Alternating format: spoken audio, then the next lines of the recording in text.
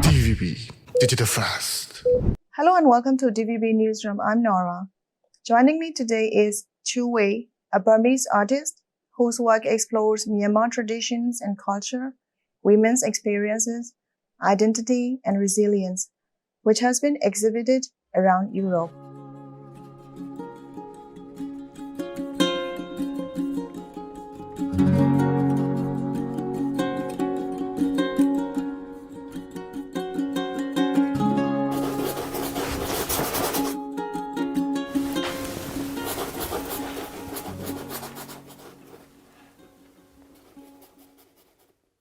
Thank you for being here, Chuu.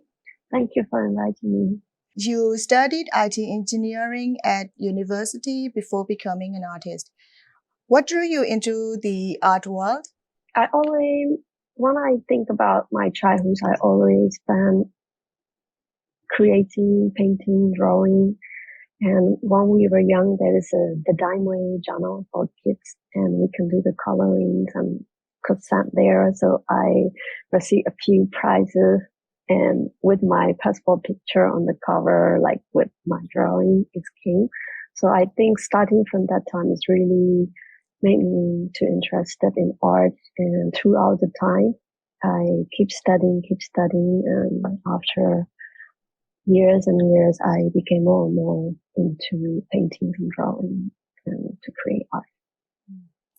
Did your family support the change, or was it a difficult decision to make? It was a difficult decision, both of us, because after my high school, I really wanted to try to the art university, like National University of Art and Culture, to learn art. But their dream is he wants his daughter to be an engineer. So, and we make a deal.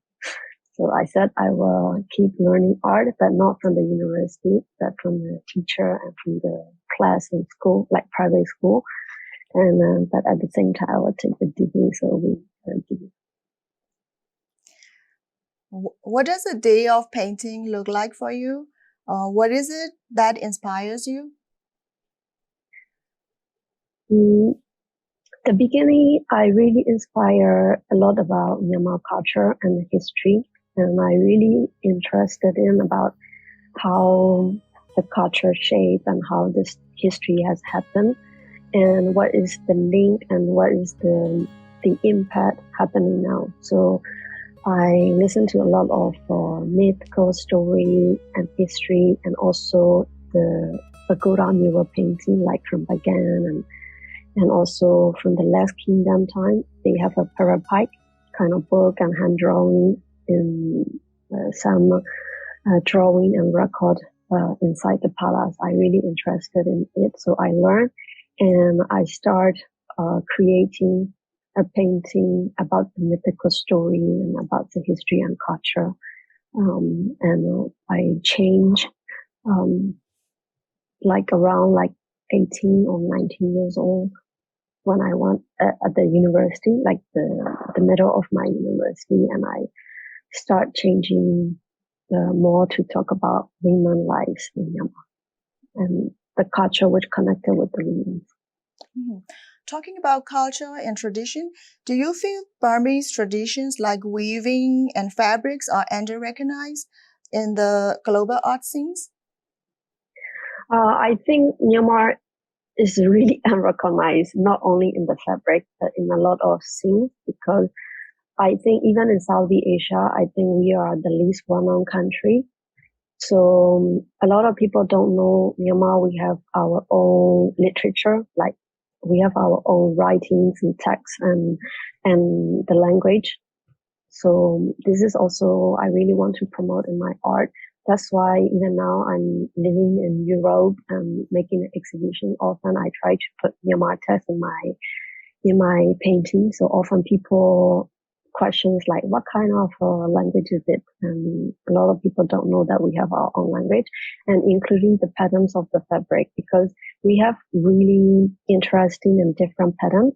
Some ethnic city fabric patterns are a bit similar from Africa and in Morocco and in some country which has more connection with the Europe, but even in Southeast Asia, we still have a really different patterns comparing to our neighbors' countries. So I really want to promote this fabrics and pattern as well. It has a lot of history and a lot of bring a lot of history, and it show our culture a lot.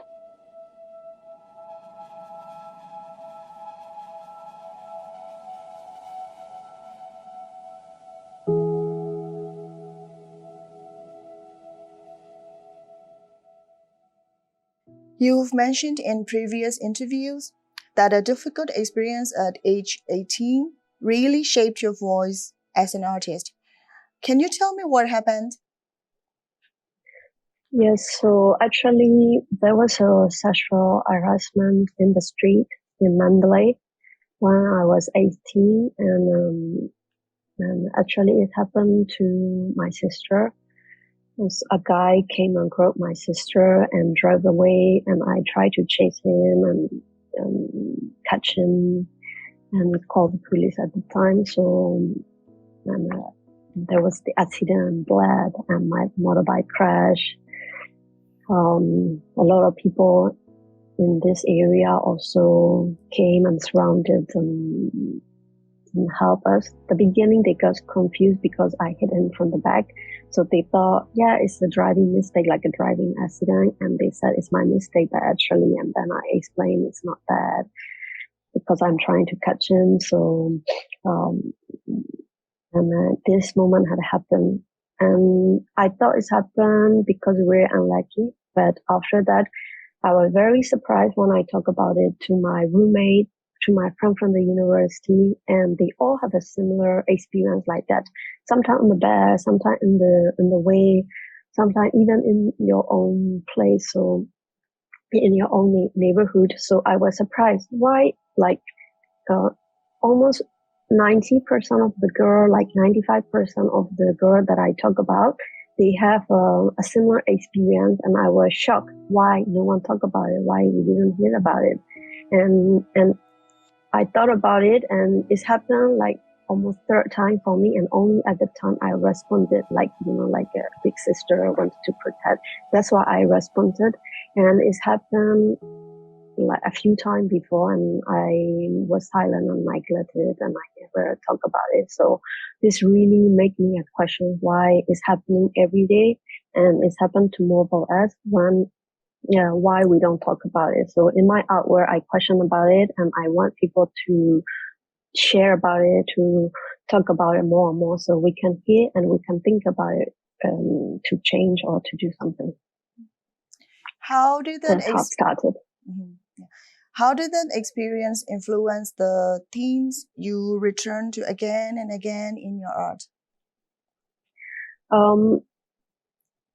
Even though at the time when I start painting about women, I still carry a strong interest of the cultural and history with the beginning of my painting. So I talk about women, but at the same time, I really bring a lot what I interest before, like the history and mythical story and the cultural thing. So when I talk about women, I really cannot shape the story and mythical story, mostly focus on the women figure, but all the accessories and all the background surrounding the women. And this is with my skill and painting techniques, and I can put the history and the thought what I wanted to say.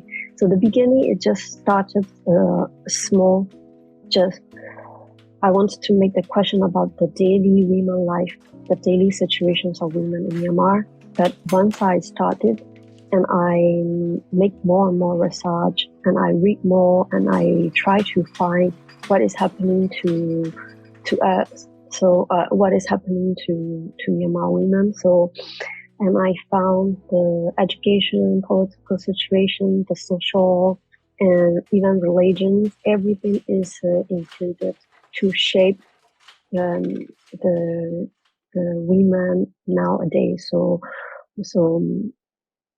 based on the information which I collected and which I study, and more I went deeper and deeper, and I got more idea. I have more questions.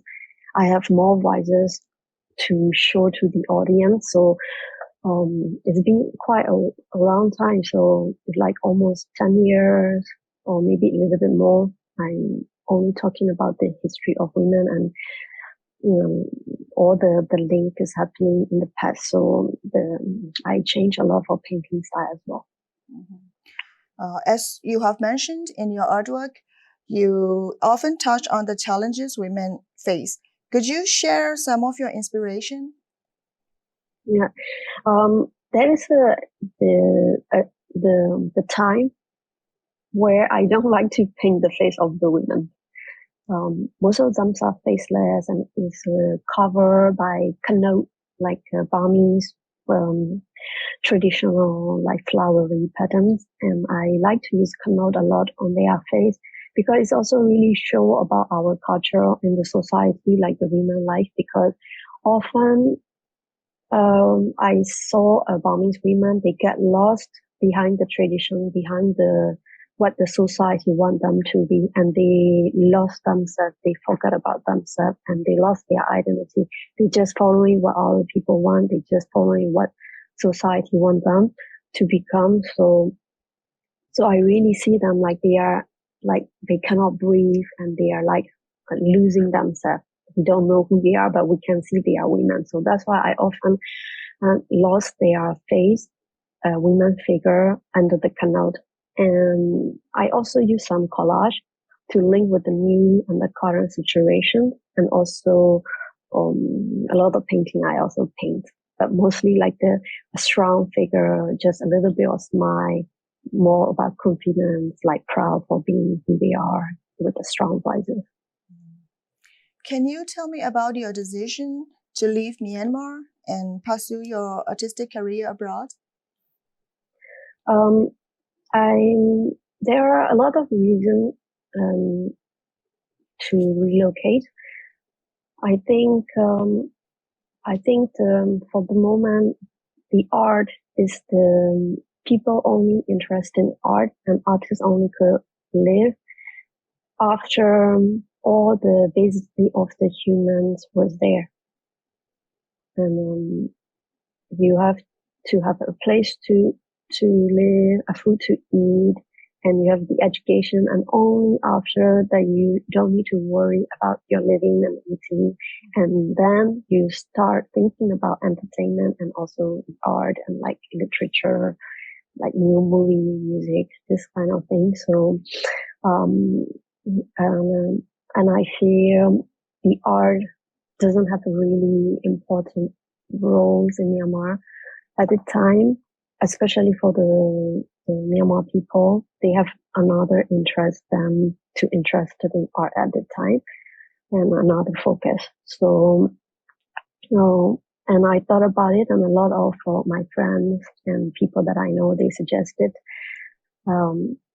if I live somewhere where I can show more about Myanmar artist creation, and I can more give the information and messages about how Myanmar artists create and how is our culture, how is our story, and still not a lot of people know about how Myanmar artists create and what kind of art that we have, and even in the history, not only now, and also in the history, like not a lot of people discover. So I think I will have more chance to create if I move somewhere. In your artwork, you often use layering and traditional fabrics. What do these choices mean for you personally? I think fabric is a very interesting choice for me. I have a very strong relationship using fabric. I tried to use since 2012. At the time, the beginning of the using the fabric is very challenging because often fabric has a thread line and they are weaving, so they have a gap. They are not like canvas. Canvas is more like a strong, I would say like a strong block paper, like opaque. And so when you paint on it, the paint stayed on the canvas. But the fabric is not like that. When you paint it, it's very soft and the paint goes through. So you can see the paint on the front and also on the back. And the color is not the same. The fabric already have a color. And most of them, the fabric that we use are very colorful and sometimes dark color, like dark red and dark green, dark blue. So the paint really don't stay. And the color, we cannot even tell what color it is. At the end, it became brown or dark, very gray, dark. So I have to practice a lot, even in the technical side, how to be able to use Myanmar fabric in the painting, and it also give the same texture as canvas. So I practiced like almost 2 years. And in 2014, I made the first exhibition with the fabric painting included, and I almost find the best way how to maintain and use the fabric. It's take a while, and now I can do easily with the technique, and then a lot of materials, and the fabric itself, as I mentioned before, it tells history and the culture. And Myanmar is not only about one ethnicity, and we have many ethnicity, like more than 100 ethnicity, and they have their own languages, food, and often they have their own fabric and traditional outfit. So these fabric colors are different, patterns are different, and the story, and then the social cycle, and then the culture of this ethnicity is different. So that's why I try to use a lot of different fabric. It tell a lot of different story. I just need to paint on it just a small part, and the big part of the painting is that by using the fabric, it tell a lot of story. It's already bring a lot. And I try to use before printing the fabric instead of painting. And also on the white canvas, I try to paint the fabric, because I didn't find the technique to use the fabric at the beginning. And I never had repainting the fabric on the canvas is not the same. It's not the same taste, and even printing the fabric is not the same thing. So I challenge myself to find the technique to be able to use the fabric. And right now we have in our culture and tradition, like Samba Gora, like no women allowed, and women's are like Pong Nene, like Pong is for a man thing, like masculine energy, masculine power. So even this women fabric used by the women, just because the women using the fabric, it became the object which can bring a bad luck to the man. It can kill the masculine glory and energy. So it's really interesting, especially when the fabric is higher than the male shoulder. So it's really bring a lot of history and the social in the society, how we are living in. So this fabric carry a lot of history, the beauty, and also the social situation. So I love it to use that. You have already said earlier, like more women today speaking out about harassment and abuse. What do you think about this? I think I still today, I still hear a similar story. Like sometimes the farms have changed. The way people do, like harassing to the women throughout the time is changed a little bit, but it's still there. We can even see in the social media, not in person, but still there. But I'm sure it's still there on the street, especially at night. And what made me really think about it is very clearly is like when we have the festival, like event, and when you go to the event, for the women, like a young women, especially, instead of you enjoying the moment, you have to worry about like who going to touch me, who's going to do something to me. They were more worried, and I barely see there are one or two girls alone, and most of the time, like their families or like the brother, like surrounded by, it's like a shield. It's like they are, like they have their own little cage. So I really feel that, um, so I think the farm has changed, but at the same time, a lot of young people, they have noticed, and more women starting to talk about their situation. And I really, really admire that. And I really support and encourage. So, sometimes, people do that, because they don't know, what can happen to the people. Sometimes they just, oh, you're just beautiful. That's why we like you. That's why we say that. But maybe it might mean something. It might be a different meaning for the people who received it. So now people are more and more sharing, and thanks to the internet and social media. So there are also a good part and bad part, but the good part is like they can share and people can see more. So people know what is appropriate and what is not appropriate more than before. So now young people are willing to change and moving to a better direction. I really believe it. I'm very glad to see this leading toward the direction as well. So I think it's going to take a little bit of time because the root is a bit grabbed tightly, but this but it's growing and it's trying to move to the good direction. So soon in the future, I believe that Myanmar new generation will be a better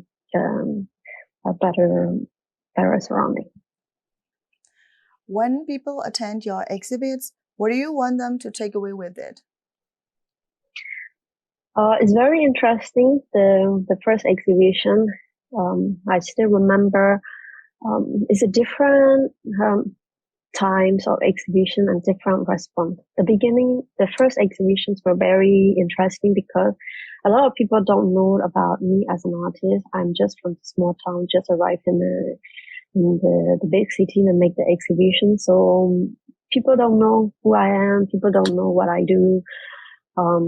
They don't know they like my artwork or not because it's a bit controversial at the time, and not a lot of women artists paint a bit like topless, but at the same time not focusing on the beauty of the women, just more like giving me the messages, and the presentation was different. So I got a very honest review, and a lot of people don't but I'm very happy to see this kind of response. I wish in my life to see that again. And after I keep making the exhibition every 1 year or 2 years, so people start recognizing me with my artwork and recognizing me as an artist. So the way they respond has a little bit different. Sometimes they try to be more gentle, and because we already have the personal relationship, became a friend. So even though that they don't like, they're not really directly a tough review like the beginning. But I love them to give a direct review as well. Do the audience abroad interpret your art differently from Burmese audiences? Yeah, very different. So in Myanmar, the audiences, when they see the women fabric on the wall, and mostly the male visitor, they get a bit confused because they don't know to treat this as an artwork, which is on the wall higher than their shoulder, or they should treat it as a lungi, So sometimes they don't want to get closer or they get confused. And once happened, like a collector bought my painting and he left, and at the end of the exhibition, and he sent someone to carry this painting. So this guy was so confused. But I think he was like, "Oh my God, it's a lungi. How should I carry it? Should I lift it? Should I put it down?" Because it's also his boss painting, so he doesn't want to put on the ground, and he is alone and getting confused, how to, and at the same time, he doesn't want to destroy the artwork and have to be careful. But at the same time, he really doesn't want to touch, and he really doesn't want to lift. It was so funny, but it's also given me a lot of questions. I get up a lot of questions. It's tell a lot at that moment of Myanmar. And at the same time, the audiences are also different, and they like it and they don't like it. Even within the women audiences, they really supportive for encouraging the women, but they don't like seeing sometimes like showing the skin and like being the top of women in my painting. So I could see a lot of both sides, and I love it too. I respect both sides of the review. But in Europe, Europe and also outside Myanmar, when I show my painting, they don't know about the culture. They don't know about the fabric. The first thing one they see is like, oh, this fabric is different and beautiful. And only they read the description and they see like they think they saw the history and the culture of Myanmar, and they more and more interested, and they have a long list of questions came out like, oh, this is not only about the beauty, this is go deeper than the beauty of the fabric. So they want to know about the culture, they want to know about the situation there here, the past, the history, and they have more and more questions once they found out it. So often when I made the exhibition outside Myanmar, instead of I'm collecting the response of the audience, it's more like I have to answer a lot of their questions, and I have to explain about Myanmar. Mm-hmm.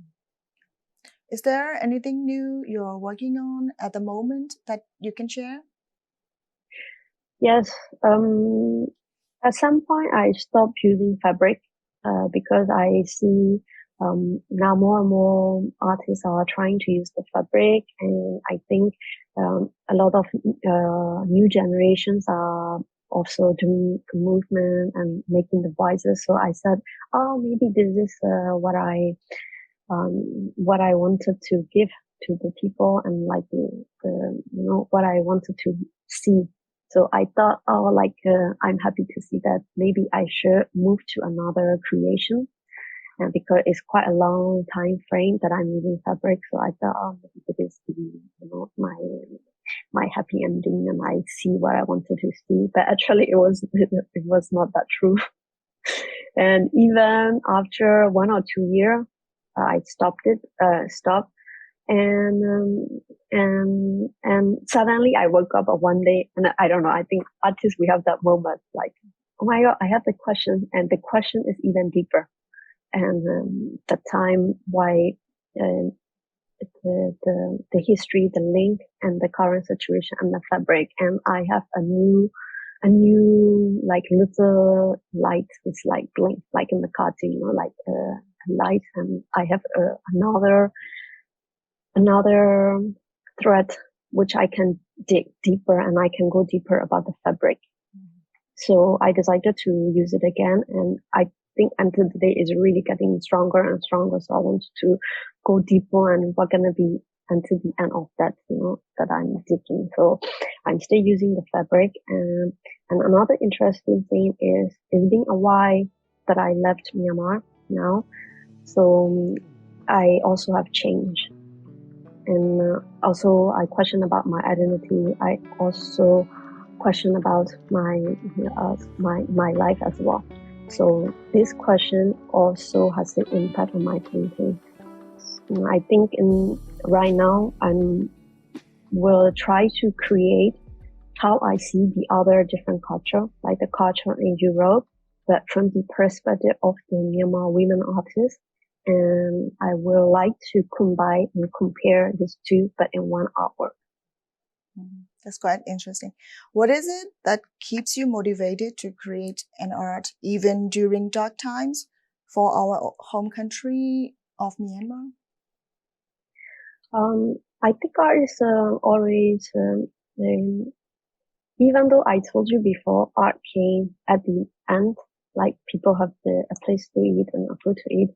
But even though the whole situation is not perfect for the artist to create art, the creating art is still important because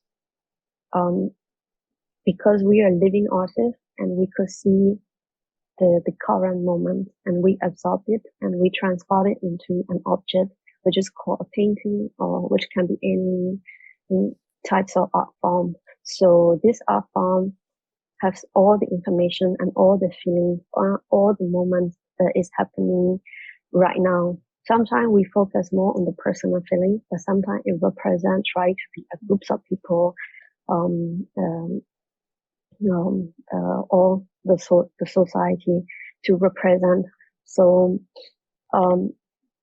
so I think even though I also have some emotional stages. Sometimes I can create a lot of good hours. Sometimes I depress. Sometimes I stop and I cannot create it. But even though whatever stages it is important to keep creating.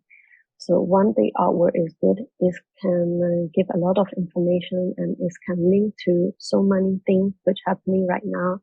And the difference between the painting and the other types of art found is the painting is not loud.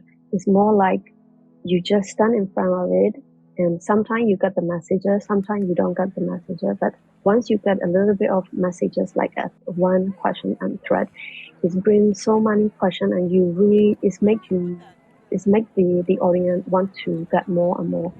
So that's why in Europe, in not only about the art exhibition that I involved, I participated in different types of events, different types of occasions, and half of them are exhibition focusing on art, half of them are not about art even. But even though they see the 1 hour work, it can bring more. It can make people to ask more questions and want to know more about Myanmar. So it's really subtle ways, because imagine that you are in a different country and tell the people in this city and in this country, like, do you want to know about Myanmar? Okay, sit. I'm gonna talk about it. This is what is happening to us. This is our culture. This is our story. And no one want to listen. I think they can leave after 3 minutes, 5 minutes. But there is a 1 hour as a medium to connect our and these different people from the different country. The artwork is like a bridge. So they see this artwork and they have a question they want to know about. And you don't even need to tell. And they ask the question to you. So you start explaining, and then they more and more interested in, often people interested in about work and also about other humankind, how they live. So this motivates me a lot, because art could bring a lot of questions, and it can wake up a lot of people. Mm-hmm. Yeah. So before we wrap up, is there anything you'd like to add? Yes, maybe some challenge and struggle. After leaving Myanmar, because we have already built our name for more than a decade. So to be able to live as an artist is easier because you have already worked a lot at the beginning. But here, once you move it, you have to start from the beginning. And I found some of my colleagues and artist friends, and half of them, they give up because the living costs is more expensive, and also the cultural difference is really huge. So you really, really need to make a good artwork, because the whole world, like all the best artists from their country, they trying to reach there. They try to come here, so you can see all the good artists from around the world. You name the country, that is a good artist from that country is here, like trying to reach in the gallery, trying to reach in the exhibition. So the artists have to be really, really, it's very competitive, much more competitive than Myanmar. And plus the living is expensive, the food is expensive, everything is expensive. So often artists, they gave up and they work a different job, and art work as like only in the weekend and really on the second job, and they did it. Or another thing is, the artists like do have all the job, have the artwork, and mostly like the other job pay for to create the artwork. Just to be able to full-time art is really, really challenging. Very few people could survive. So until now, I'm trying to survive as a full-time artist. but I don't know, maybe one day I have to go back to the engineering. I try not to go back, but when I have the time to, that I can create and I can show that and I can challenge to that challenges. I will try to keep creating, and I also want to give some energy for the other artists who have a similar situation like me. Even though when you have to work with something else, don't give up and keep creating and keep, let's talk about as a Myanmar culture and history. Thank you, Chuu, for your story, for sharing your story and your art with the people of Myanmar. Yeah, thank you so much for inviting me.